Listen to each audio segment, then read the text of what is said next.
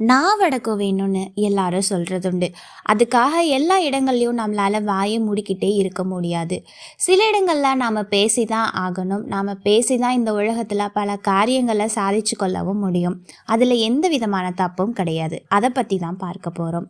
ஒருத்தர் பணம் எடுக்கிறதுக்காக பேங்க்குக்கு போகிறாரு.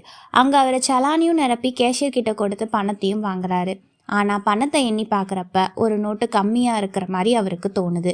இப்போ அந்த நபர் உடனே கேஷியர் கிட்ட போய் எனக்கு இன்னொரு முறை மெஷினில் போட்டு இந்த பணத்தை எண்ணி தர முடியுமான்னு கேட்குறாரு. அதற்கு அந்த கேஷியர் ஏற்கனவே இந்த நபர் அவர் வாங்கின பணத்தை எண்ணி அதை பார்த்துட்டாரு.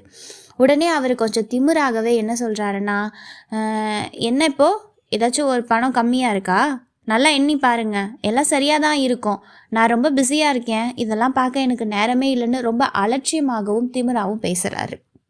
அதற்கு இந்த நபர் உடனே என்ன சொல்கிறாருன்னா, இல்லை இதில் ஒரு பணம் அதிகமாக இருக்கிற மாதிரி எனக்கு தோணுது அப்படின்னு இந்த நபர் சொல்லி முடிக்கிறதுக்குள்ள அந்த கேஷியர் இவர்கிட்ட இருந்த பணத்தை வாங்கி கையில் 4 தடவையும் மெஷினில் 4 தடவையும் போட்டு எண்ணி கொடுத்தாராம். இப்போ இந்த கதையிலேருந்து நமக்கு என்ன புரியுதுன்னா, இந்த உலகம் எப்போதுமே நமக்கு ஏற்றவாறு செயல்படாது. நாம் தான் அதை நமக்கு ஏற்ற மாதிரி செயல்பட வைக்க வேண்டும்.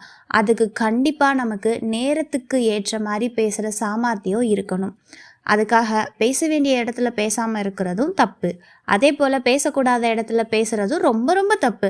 ஆனால் எங்கே எப்போ பேச வேண்டுமோ அங்கே அப்போ சரியாக பேசினா தான் நம்மளால் நம்ம காரியத்தை சாதிக்க முடியுமா.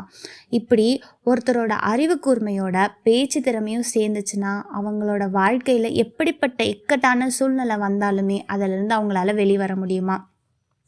இதை நீங்களும் உங்களோட வாழ்க்கையில் முயற்சித்து பார்த்து கண்டிப்பாக வெற்றி அடையலாம். இந்த வீடியோ பிடிச்சிருந்துச்சுன்னா கண்டிப்பாக என்னோட சேனலை லைக் அண்ட் சப்ஸ்கிரைப் பண்ணிடுங்க.